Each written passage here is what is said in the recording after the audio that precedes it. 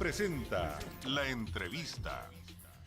8 de la mañana con 20 minutos. Nos da mucho gusto recibir en esta mañana de miércoles aquí en el estudio al contador Juan Manuel Hernández Niebla, presidente del Consejo Ciudadano de Seguridad Pública de Baja California. Juan Manuel, ¿cómo estás? Muy buenos días. Muy buenos días, Pati, muy buenos Hola, días. buenos días. Con el gusto de estar aquí con ustedes. Bienvenido, gracias. Hay muchas cosas que platicar, Juan Manuel. Creo que estamos en momentos clave cuando decimos esa palabrita tan repetida en estos días de transición, ¿no? Transición. Pero bueno, partamos por las bases. Si te preguntamos como presidente de este organismo en este momento, ¿cómo nos puedes resumir las condiciones actuales de seguridad pública en Baja California y en Tijuana? Y también en el contexto de que diste a conocer a la comunidad de que, por ejemplo, aumentaron los robos con violencia y que eso preocupaba mucho. ¿Cómo describirías estas condiciones actuales? Bueno, primeramente mencionaría la palabra limbo político. Estamos cayendo ahorita en un limbo político donde el gobernador actual, donde los alcaldes actuales, pues sienten que ya se fueron y no se han ido. Y por otro lado, pues tenemos este gobierno de transición que está pidiendo a gritos que se lleve a cabo la misma, que se transmitan las responsabilidades y algo que obviamente no está pasando. Si le tuviéramos que sumar adicionalmente el punto de estas mesas de pacificación que empezó el gobierno federal, en diciembre del año pasado, en enero, que de alguna manera le quitaron la responsabilidad tanto al gobernador como a los alcaldes de participar en la misma.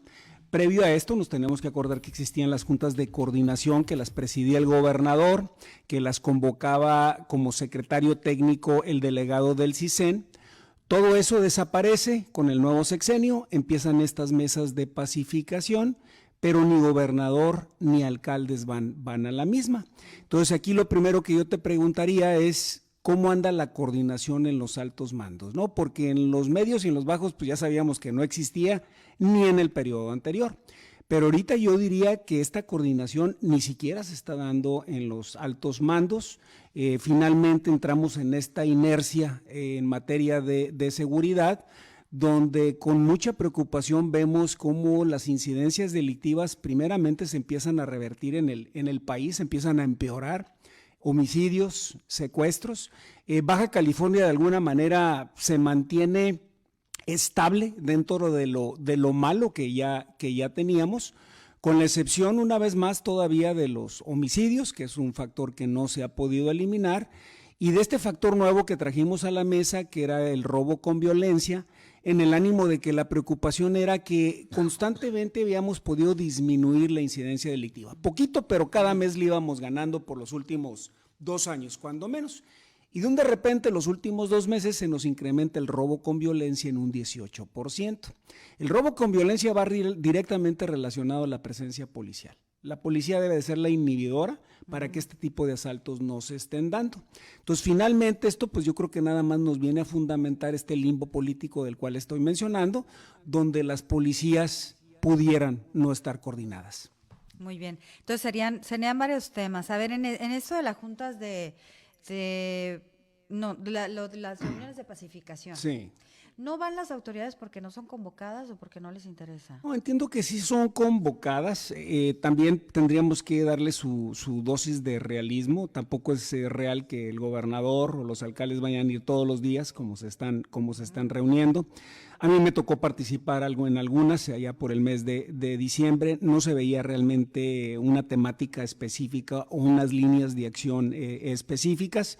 Entonces, pues esa poca coordinación que existía se dejó de dar. Creo que se tendría que haber tomado en cuenta, para ser muy honestos, tanto gobernador como alcaldes, en la manera como se iban a estructurar estas nuevas mesas de pacificación, en el ánimo de que ellos siguen siendo los responsables en materia de seguridad. El gobierno federal coadyuva, ciertamente, pero el principal responsable de la seguridad en el estado debe ser el gobernador y el principal responsable debe ser el alcalde. Entonces, ellos tendrían que haber estado, participado y opinado en este tipo de mesas de pacificación. Oye, ahorita podremos andar en ese tema, sobre todo por las propuestas de este nuevo gobierno federal y la pregunta eterna, ¿no? ¿Cómo llegar al equilibrio? Y también las propuestas que han hecho desde el Consejo Ciudadano de Seguridad Pública del Estado, Juan Manuel, de qué se debe cambiar, qué se debe ajustar, pero también qué debe permanecer. Creo que es bien importante, pero ahorita me quedé pensando en este limbo que mencionabas, porque en otras ocasiones, cuando has venido tú, otros expertos en seguridad, incluso te recuerdo, si no me equivoco, al profesor Ramos del COLEF, decía, en política, pero sobre todo en seguridad pública, no hay huecos. Entonces, cuando hablamos de estos limbos o de estas transiciones que dejan todo suelto, pues ahí quién permea, quién avanza, quién ocupa esos lugares. Y esa es la parte que nos debería preocupar. O sea, esto es como una puerta abierta a que esto, digo, y no quiero ser fatalista ni que caigamos en la paranoia, pero esto que estás platicando también podría representar una oportunidad para los grupos delincuenciales de todavía afianzarse más. Totalmente de acuerdo con esa apreciación. En seguridad no hay huecos. Si existen esos huecos, lo van a venir a llenar y normalmente los va a venir a llenar pues la delincuencia, ¿no? Que es la que se aprovecha en este tipo de estructuras. Me ha tocado vivir, ya tengo mucho tiempo yo en esto de los organismos empresariales y pues me ha tocado vivir estas transiciones, ¿no? Cuando menos 2 en lo que va, entendemos que es una dinámica que pasa. Con el asunto adicional ahorita de que el gobierno federal apenas viene entrando, que viene entrando un poco desubicado en materia de seguridad y bueno, ahora se nos da esta transición estatal y municipal. Y bueno, en principio estamos entrando a una tormenta perfecta en materia de seguridad, donde finalmente somos nada más los organismos civiles, los organismos empresariales y los ciudadanos los que tenemos que entrarle, levantar la voz, levantar las banderas rojas y decirles autoridades, al que se va todavía no te has ido y el que va llegando es empiézate a conectar. Claro. Pero además es imperdonable esa parte, o sea, todavía no te has ido, sigues siendo el presidente municipal, sigue siendo el gobernador y las personas encargadas en el tema de la seguridad, como esto que decías, o sea, la poca presencia de policía es lo que se deduce de los resultados. A mí me gustaría que nos recordaras cómo estamos en relación a las cifras o cuánto se incrementó el robo con violencia. Un 18% llevamos el incremento comparado al robo con violencia que teníamos el año pasado, Pati. Van 2 meses seguidos con incrementos consecutivos en este factor. Afortunadamente el resto de la incidencia delictiva todavía muestra una tendencia a la baja, ligera, pero sí muestra una tendencia a la baja. El número de delitos siguen siendo muchos, por eso la población no termina de sentir este esquema de seguridad, pero siempre con esa preocupación de tener una seguridad prendida con alfileres, ver cómo los alfileres se empiezan a caer y cómo nos aseguramos de que no se caigan, ¿no? De que sigan cuando menos puestos ahí, siempre con la esperanza de que venga una verdadera estrategia de seguridad que sea sustentable a mediano y a largo plazo, que es algo que desafortunadamente no hemos podido lograr. En ese tema de las estadísticas, ¿cómo estamos en el del homicidio? Porque hace poquito vino, por ejemplo, la titular de México Evalúa. Luego hubo cifras que compartió el COLEF en unos estudios que realizaron también, por cierto, y que nos ubicaban justamente por ese delito, Juan Manuel, entre las plazas más violentas del país, y de hecho en algún momento Tijuana como la más violenta por pues estas estadísticas per cápita, ¿no? No tanto los números nominales, pero también la autoridad insiste en este tema, en decir, pues son malandros, ¿no? Bueno, punto y aparte, ¿cómo estamos en ese tema? Te diría, y aquí están las estadísticas de Tijuana, si comparamos el acumulado de homicidios de enero a mayo 2018, teníamos 980 muertos. Ustedes acaban de mencionar hace un ratito que ya junio pues pinta para más de 1,000 muertos acumulados, 190 y tantos en lo que llevamos del mes. Con esa tendencia pues rebasaríamos de nueva cuenta los 2,000 homicidios anuales, ¿no? El año pasado fue de 2,500. Si queremos ver el vaso medio lleno, pues diríamos, bueno, ya llevamos una tendencia a la baja. Pero la verdad es que más de 2,000 muertos es una cantidad horrible, preocupante. Entendemos que es un factor de guerras de narcomenudeo, de cárteles, pero eso no lo termina de justificar, ¿no? ¿Dónde está la labor de investigación de las procuradurías? ¿Dónde está la inteligencia para generar los objetivos prioritarios que son los que están orquestando estos muertos que nos siguen aconteciendo en Tijuana? Y pues no se ve una estrategia al respecto, y mientras estos delincuentes sigan afuera, sigan delinquiendo, pues siempre está la posibilidad de que amplíen el espectro de los delitos a secuestros, a extorsión, a otro tipo de situaciones, como ya lo vivimos en el pasado. Vamos a hacer una pausa, son las 8 8:30 a.m. Y regresando, yo quisiera preguntarte si hubo una reestructuración o un cambio que tú hayas notado en estrategia o que nos expliquen, porque por ejemplo el retén que estaba por playas de Tijuana de pronto ya desapareció. Entonces, ¿qué les han platicado en relación a esto? Y tu opinión en relación al arribo de los 500 elementos de la Guardia Nacional a Baja California. Hacemos pausa, regresamos.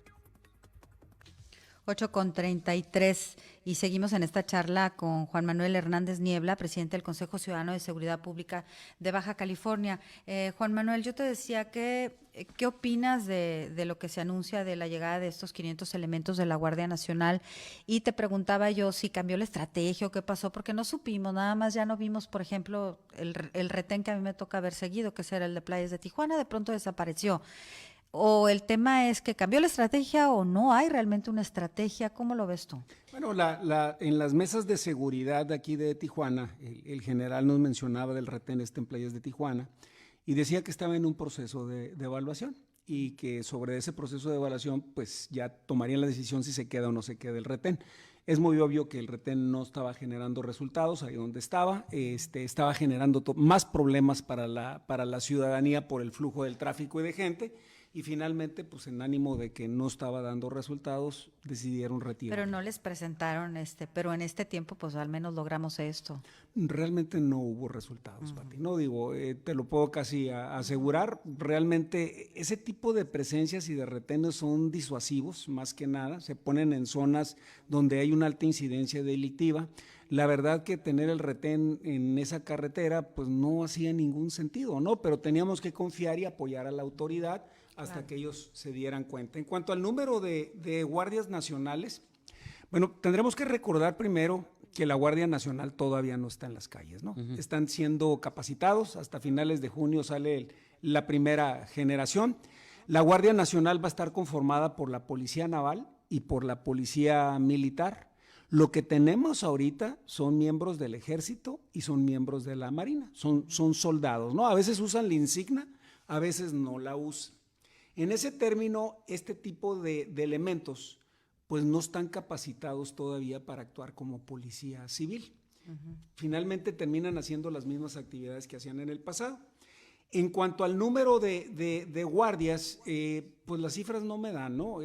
Nos habían dicho que iban a mandarnos 1,800 por ahí de enero del año pasado, porque nos éramos una zona prioritaria por el número de homicidios.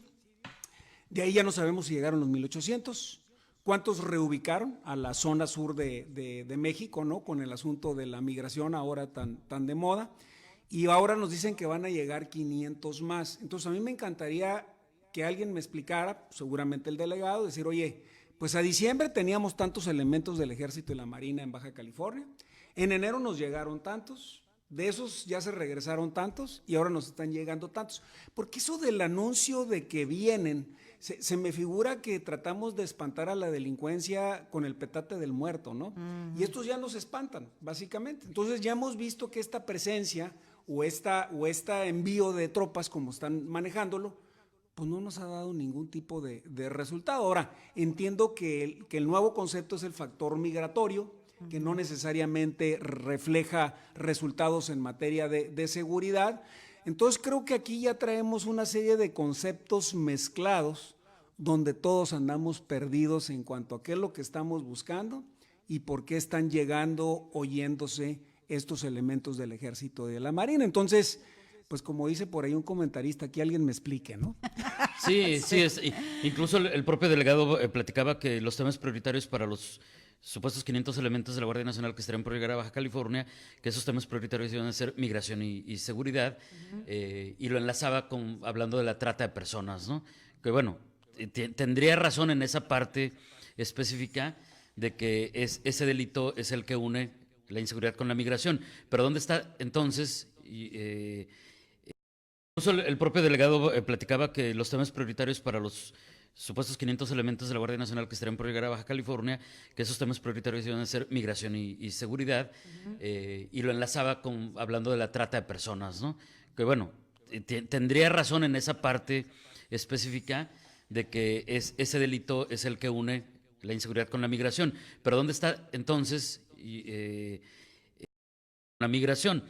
Ahora, ¿qué vendría, Juan Manuel? Porque no solamente está esto que nos estás platicando en cuanto a las dudas respecto a la estrategia federal, sino a lo que van a hacer quienes llegan quienes hoy por hoy son gobernador electo, alcaldes electos, incluso la parte de los legisladores, porque ellos también tienen responsabilidad en el tema de la seguridad pública. Ya lo hemos platicado cómo y por qué. Y en este sentido también te preguntaba, además de esta pregunta tan abierta de, bueno, ¿qué es lo que viene con todos ellos? Ya se han reunido, se van a reunir con Bonilla, con González Cruz, con todos los que vienen. Digo, y en el resto de los municipios, aunque obviamente aquí la mayoría de quienes nos sintonizan les interesa la parte de Tijuana. Bueno, primeramente me gustaría hacer un comentario muy rápido relacionado al fenómeno migratorio aquí en Baja California.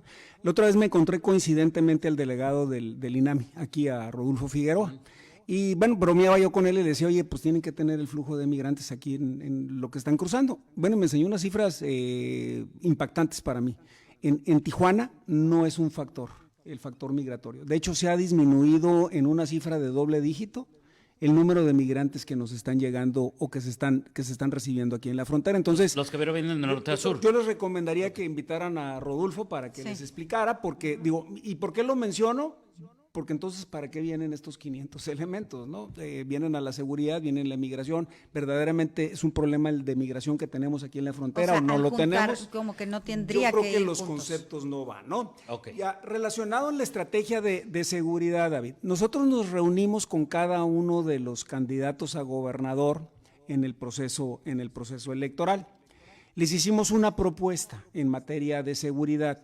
La mayoría de los conceptos los importamos de la famosa Cruzada por la Seguridad, que se convirtió en un elefante blanco aquí en Baja California, pero que siempre dijimos que los conceptos ahí estaban y que eran muy válidos.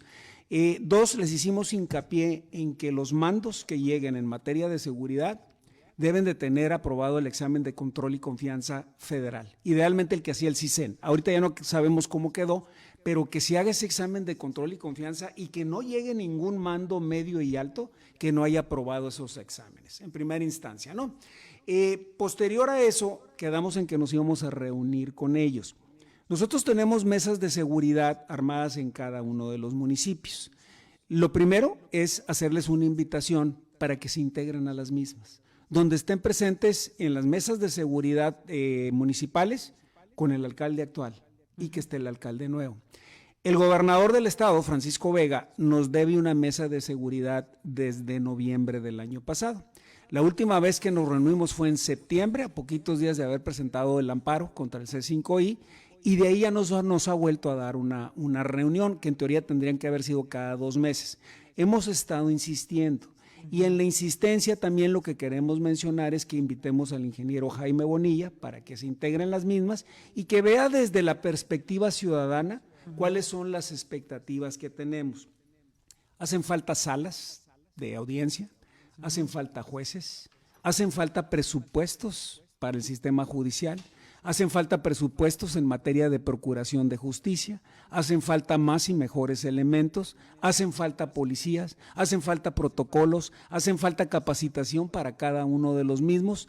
Las propuestas ahí están, no estamos reinventando la rueda y ojalá los alcaldes y el gobernador electo nos permitan trabajar con ellos en esta materia. Por eso tú decías que se mantuviera esto de la cruzada contra la inseguridad o de la seguridad. O que la arrancáramos, ¿no? Porque sí, básicamente. pero porque lo que se plantea ahí es correcto, pues o que le cambien de nombre o lo que sea, ¿no? Porque identificación es otro gobierno, de pero es lo objetivos mismo. prioritarios, capacitación de jueces, salas de jueces, todos los conceptos ahí están, afortunadamente. Más que nada es que existe esa voluntad política para llegar y aplicarlos. A ver, Eso está interesante porque como el gobierno va a ser más corto, pues ahí ya se ahorran el tiempo de la evaluación y el diagnóstico, ya está ahí lo que se tiene que Ya hacer. está. no, que ese tema es fundamental, o Sí, sea, claro. ¿qué puedes hacer en 2 años? Es lo que mucho se pregunta, pero antes de ir a esa parte, es que si no, aquí Son muchos los temas. Me quedé con uno así, ahora sí que muy pendiente, y es,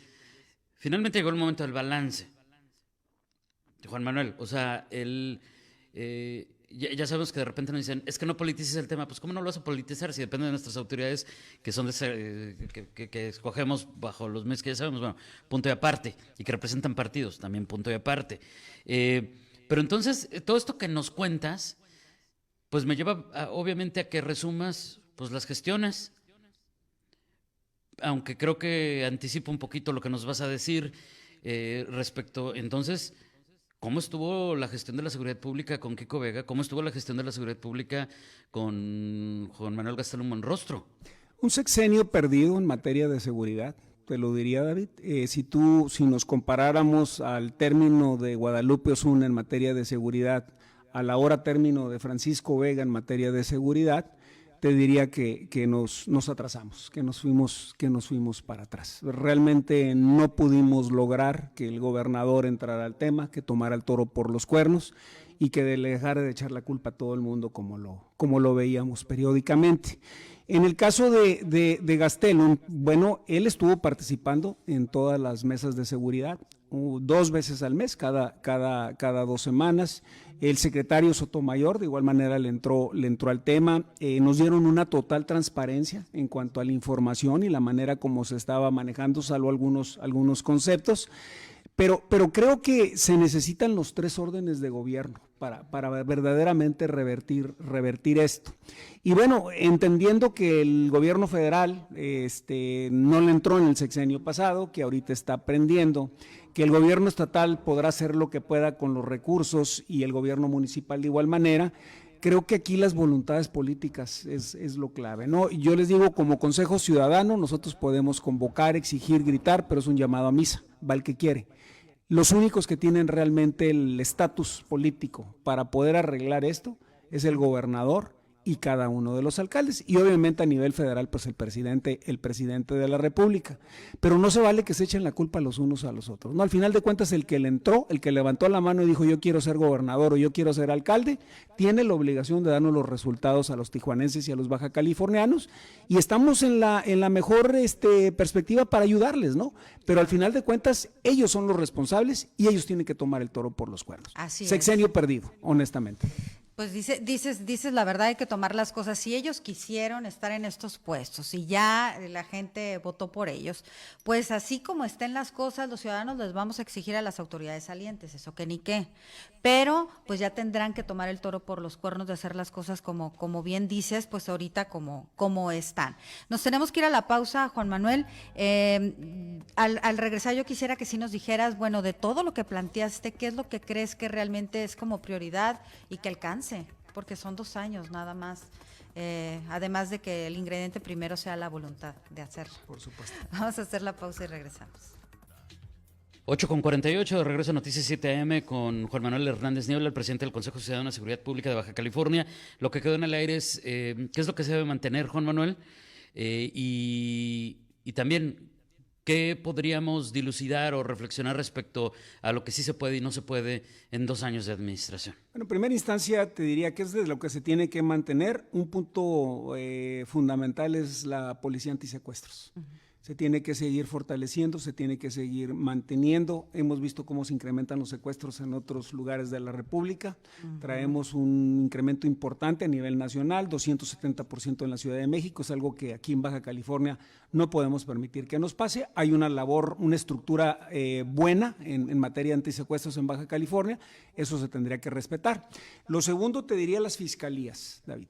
Tanto la Fiscalía Federal, la Fiscalía General de la República, como la Fiscalía Estatal, que tendrá que nombrarse, no sé si en lo que queda de este legislatura o la siguiente, pero creo que el fiscal es fundamental. De nada sirve tener las mejores policías si el delincuente no se está quedando adentro, y para eso la Fiscalía es fundamental. Creo que hay elementos muy buenos en Baja California, dentro de la misma Procuraduría de Justicia del Estado, que se deberían de aprovechar la experiencia y la capacidad que tienen para darle una continuidad de lo bueno que tenga la Procuraduría y mejorarla. 3, las policías, necesitamos muchas más policías, sobre todo en la parte estatal, ¿no? Que está muy baja en materia de elementos.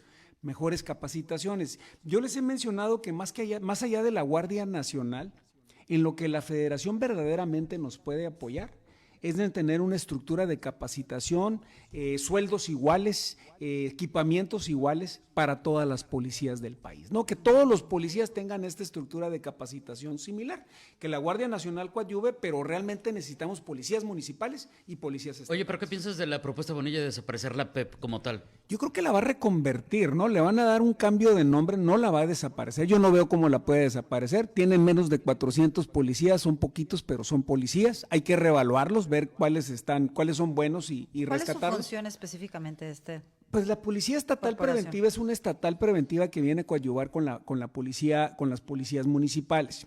En tiempos de Daniel de la Rosa también hacían mucha labor de inteligencia, ¿no? Ellos generaban objetivos prioritarios, se hacía esta labor de... Lo de la demanda que había de la empresa Seguritech, ¿qué pasó?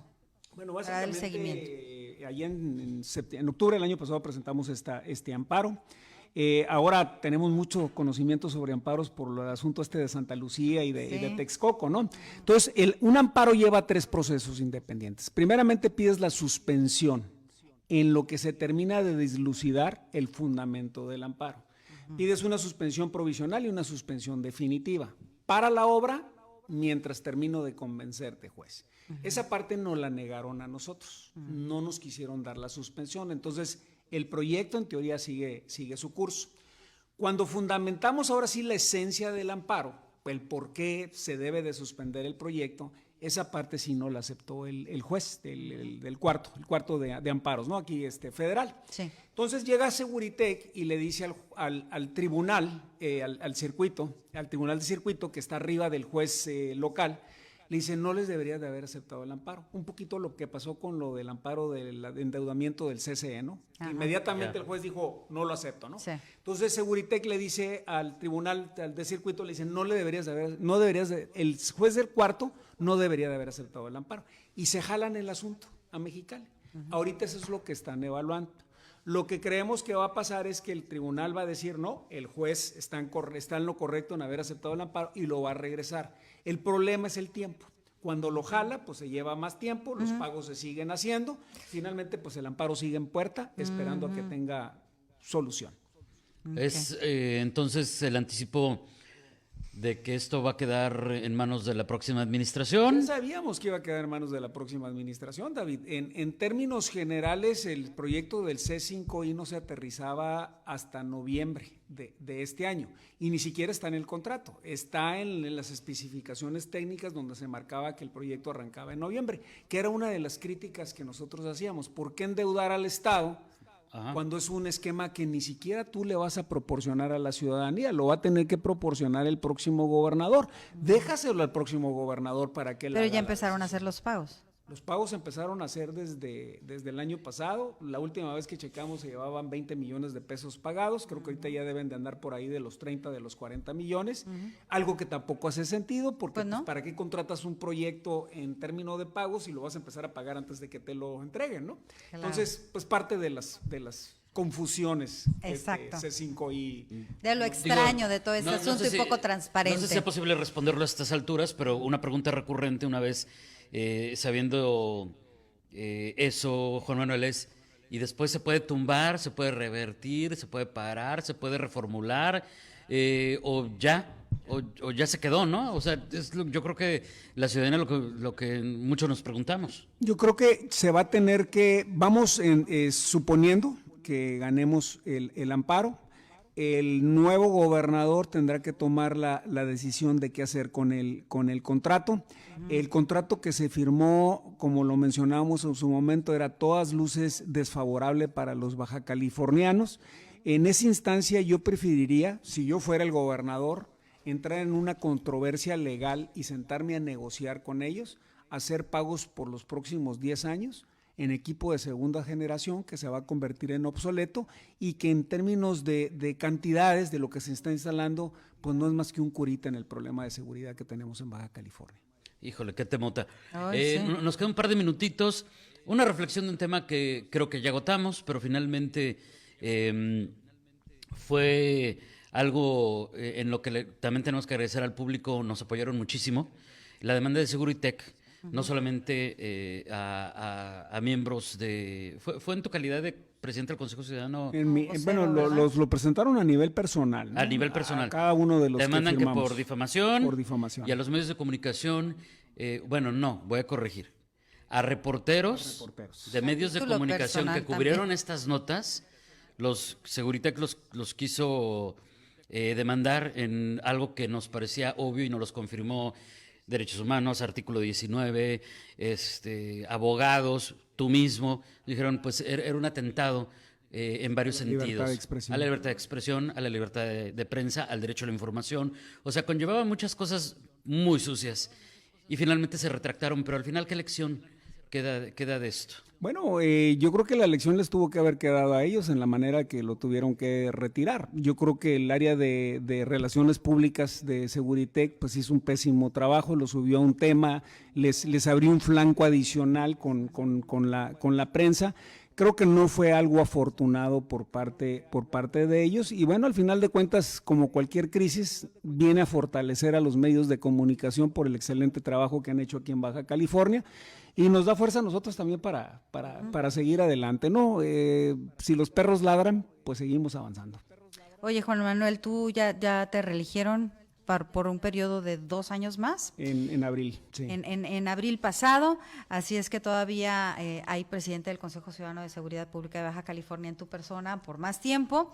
¿Qué reflexión final nos dejas? Bueno, lo que... realmente relacionado a mi responsabilidad, sí, ¿no? Yo creo que el presidente del Consejo Ciudadano de Seguridad Pública municipal o estatal debería dedicarse más a las áreas de prevención al delito, ¿no? Traemos un gran problema en materia de adicciones, traemos un gran problema en debilitamiento del tejido social, es uno de los puntos fundamentales que nos está generando toda esta violencia en el Estado, pero desafortunadamente pues nos la pasamos tratando de lidiar con la autoridad para que se ponga las pilas en la parte policíaca y en la parte de procuración de justicia. Yo creo que si no logramos revertir esa tendencia, pues dentro de 1 año, 2 años, aquí estará otra persona explicándoles prácticamente lo mismo que les estoy explicando yo. Verdaderamente frustrante, ¿no? La seguridad en México está totalmente politizada, no trasciende administraciones. Creo que esos son los grandes retos que como ciudadanos tenemos, porque al final de cuentas los funcionarios difícilmente van a cambiar si los ciudadanos no se los exigimos. Muy bien. Juan Manuel, muchísimas gracias por contrario, aquí. Te David, esperamos gracias, muy pronto. Gracias, Pati. Gracias a todo el auditorio. Gracias, un placer. Juan Manuel. Dice Ciro Aguilar que felicidades por tu visión Gracias. acerca de la inseguridad, que tienes bien claro todo al respecto. Pues sí, pero no se compone, ¿verdad? Seguiremos Bueno, en la lucha, ¿no? Pero ya sabemos a quién le toca hacer eso y es lo importante. Es Juan Manuel Hernández Niebla, el presidente del Consejo Ciudadano de Seguridad Pública de Baja California, con quien despedimos esta edición de miércoles 26 de junio de Noticias 7 AM. Lo invitamos a que continúe con nuestra programación. Eso sí, le recuerdo que tenemos una cita a las 2 de la tarde aquí por la 1470, la radio que te escucha, en Perspectivas. Hoy es miércoles de Perspectivas con Raúl Felipe Lóbano Ruiz, miércoles de Perspectivas con Alberto Elenes. Va a estar muy, pero muy bueno. Vamos a platicar, entre otras cosas, qué piensan nuestros analistas de lo que dijo López Obrador de que gobernar no tiene ciencia. ¿Cuál es el fondo de esas declaraciones? Lo vamos a platicar, va a estar muy bueno. Le recuerdo la cita en Perspectivas, aquí por la 1470, es de lunes a viernes a las 2 de la tarde. Nosotros les esperamos, si Dios nos presta vida, el día de mañana, 7 en punto de la mañana. Que tengan buen día, hasta mañana.